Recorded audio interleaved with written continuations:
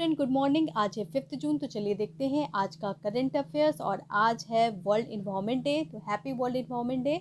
और आज का वीडियो स्टार्ट करते हैं महात्मा गांधी के कोट के द्वारा। Earth provides enough to satisfy everyone's need, not for everyone's greed. जी हाँ, अर्थ हमें बहुत कुछ देता है, लेकिन अर्थ हमारे नीड के लिए बना है, ना कि हमारे लालच के लिए। तो अगर हम अर्थ से भी बहुत ज़्यादा लेंगे तो अर्थ उसका भी क्या करेगा, अर्थ हमें भी हर्ट करेगा। और कुछ ऐसा ही होता है, जब हम पॉल्यूशन बहुत अत्यधिक करते हैं तो हमें क्या मिलता है, इम्प्योर वाटर मिलता है, इम्प्योर इन्वायरमेंट मिलता है। तो हमेशा इन्वायरमेंट को बचाएं। चलिए आगे बढ़ते हैं, देखते हैं आज का थीम।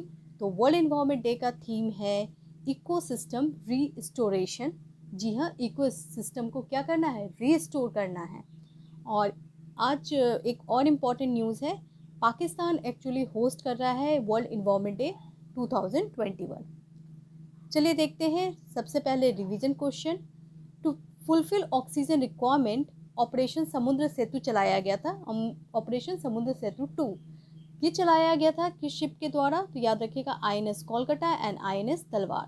तो आंसर इज डी। चलिए देखते हैं current affair. Question number 1, who is elected to be the board of international dairy federation. International dairy federation के हेड किसे सिलेक्ट किया गया है?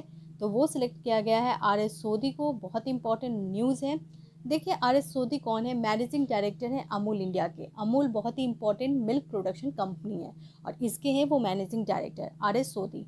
अमूल से मुझे याद आया, अमूल और पेटा के बीच में चल रहा है एक केस। पेटा क्या है? पेटा एक NGO है जो कि जो भी एनिमल्स होते हैं उनके प्रोटेक्शन के लिए काम करता है। तो पेटा का फुल फॉर्म है पीपल फॉर इथिकल ट्रीटमेंट। और अमूल इंडिया और पेटा के बीच में क्या केस चल रहा है?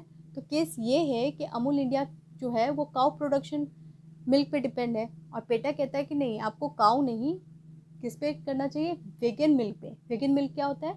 वेजिटेबल द्वारा प्रोड्यूस मिल्क। सोयाबीन का भी मिल्क आता है, तो उसको आप ज़्यादा प्रोड्यूस करें, ना कि काउ मिल्क पे। तो इस पे RS सोदी जो कि मैनेजिंग डायरेक्टर हैं अमूल के, उन्होंने बहुत ही अच्छा कमेंट किया। उन्होंने कहा कि अगर ऐसा होगा तो हमारे यहाँ 1 लाख फार्मर जो है वो काउ मिल्क रियरिंग पे डिपेंड है। तो बेचारे जो काउ मिल्क रेयर करते हैं, उससे दूध प्रोड्यूस करते हैं, उनका क्या होगा? तो इस पे बेटा ने कोई आंसर ही नहीं दिया। देखते हैं इस केस का क्या होता है। चलिए आगे बढ़ते हैं क्वेश्चन नंबर 2 की तरफ। बहुत ही इंपॉर्टेंट है। अभी हाल में seed mini kit programme start किया गया है। ठीक है, किसके द्वारा? हमारे एग्रीकल्चर मिनिस्टर नरेंद्र सिंह तोमर के द्वारा। तो आपको बताना है किस लिए। तो ये स्टार्ट किया गया है पल्स प्रोडक्शन के लिए। जी हाँ, दाल के प्रोडक्शन के लिए। देखिए ये स्कीम क्या है। हमारे एग्रीकल्चर मिनिस्टर ने स्टार्ट किया है मिनी किट सीड प्रोग्राम, ताकि पल्स और आयल सीड के प्रोडक्शन को बढ़ाया जाए। देखिए, ये प्रोग्राम स्टार्ट किया गया है सेंट्रल गवर्नमेंट के द्वारा, और पूरी फंडिंग जो है ना वो सेंट्रल गवर्नमेंट कर रही है under national food security mission. ये जो प्रोग्राम है उसमें जो भी हेल्पिंग पार्ट है, जो कि फिनांस देखेगा और सीड का डिस्ट्रीब्यूशन करेगा, वो है नाफेड यानी national agriculture cooperative marketing federation. दूसरा है नेशनल सीड कॉरपोरेशन, और तीसरा है गुजरात स्टेट सीड फेडरेशन। तो याद रखिएगा कौन कौन से इसके फिनांसिंग और सीड डिस्ट्रीब्यूशन पार्ट है। तो NAFED, national seed production and Gujarat state seed federation. देखिए ये सारे जो इम्पोर्टेंट हैं, क्योंकि ये द हिंदू जैसे न्यूज़पेपर से लिया गया है। द हिंदू जो होता है वो 30 to 40 पेजेस के न्यूज़पेपर होते हैं, और उसको रीड करने में अबाउट 2 to 3 आवर्स लगते हैं। तो उसको रीड करने के बाद, इंडियन एक्सप्रेस को रीड करने के बाद, बहुत सारे इन्फॉर्मेशन लेने के बाद ही ये वीडियो बनाई जाती है। देखिए, ये जो अभी हाल में ये जो स्टेप लिया गया है सीड मिनी किट प्रोग्राम, उसका एम क्या है? उसका एम यही है कि सर्टिफिकेशन ऑफ सीड करना है। अब ये क्या है?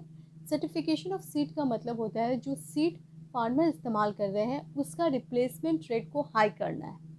ये वर्ड जो है बहुत ही इंपॉर्टेंट है, रिप्लेसमेंट रेट। अब ये क्या होता है?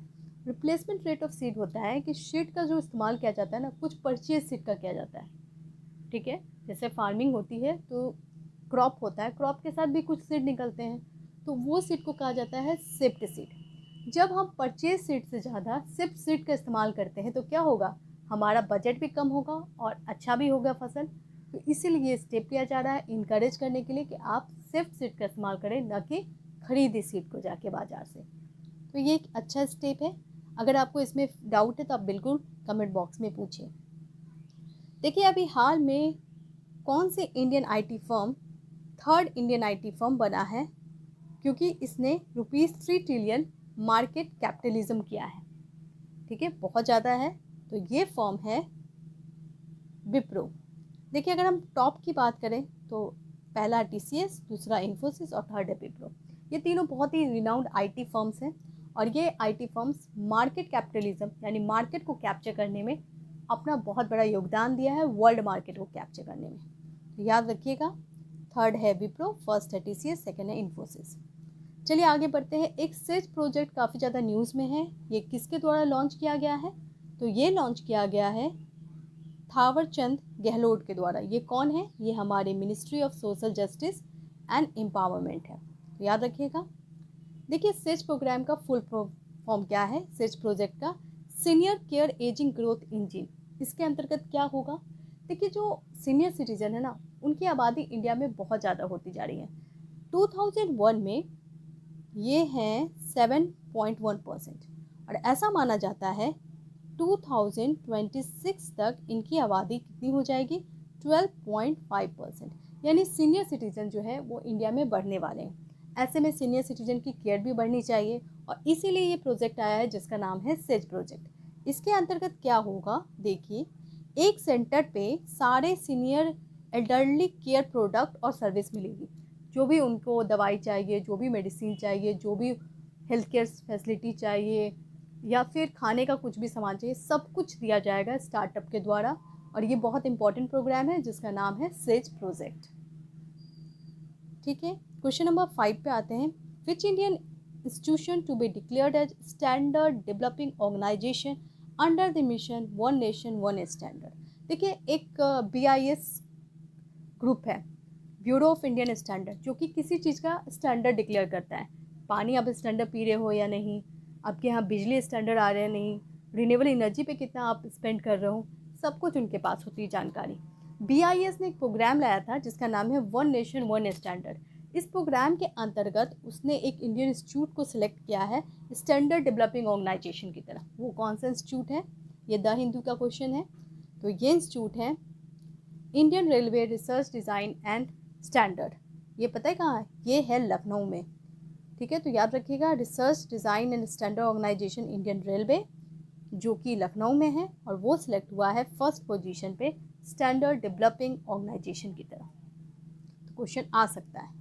क्वेश्चन नंबर 6 पे आते हैं। रेड टूरिज्म काफ़ी ज़्यादा न्यूज़ में है, तो आपको बताना है कि किस कंट्री से रिलेटेड है। तो रेड टूरिज्म एक्चुअली रिलेटेड है चाइना से। जी हाँ, चाइना सेलिब्रेट कर रहा है रेड टूरिज्म। अब ये क्या है?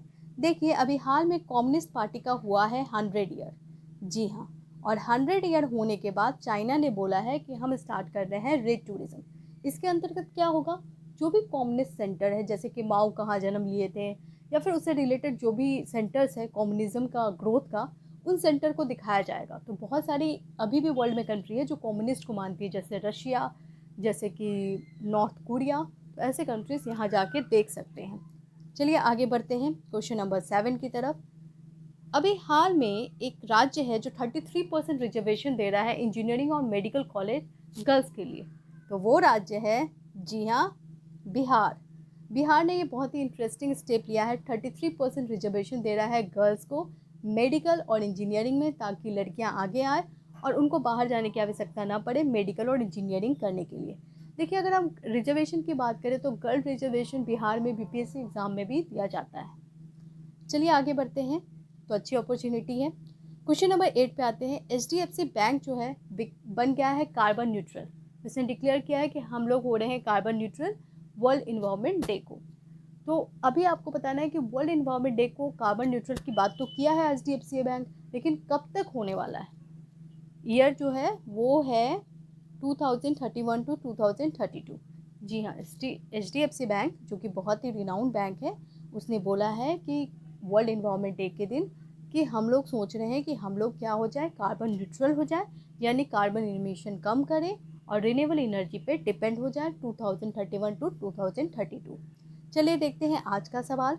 अभी हाल में SDG यानी सस्टेनेबल डेवलपमेंट गोल इंडेक्स आया, और इस इंडेक्स में किस स्टेट ने सबसे ज़्यादा स्कोर किया है हेल्थ एंड वेलबींग में, तो उस स्टेट का नाम बताएं। और thank you to watch the video full, और अगर आपको चैनल अच्छा लगे तो लाइक कर दें, शेयर कर दें और सब्सक्राइब कर दें। Thank you.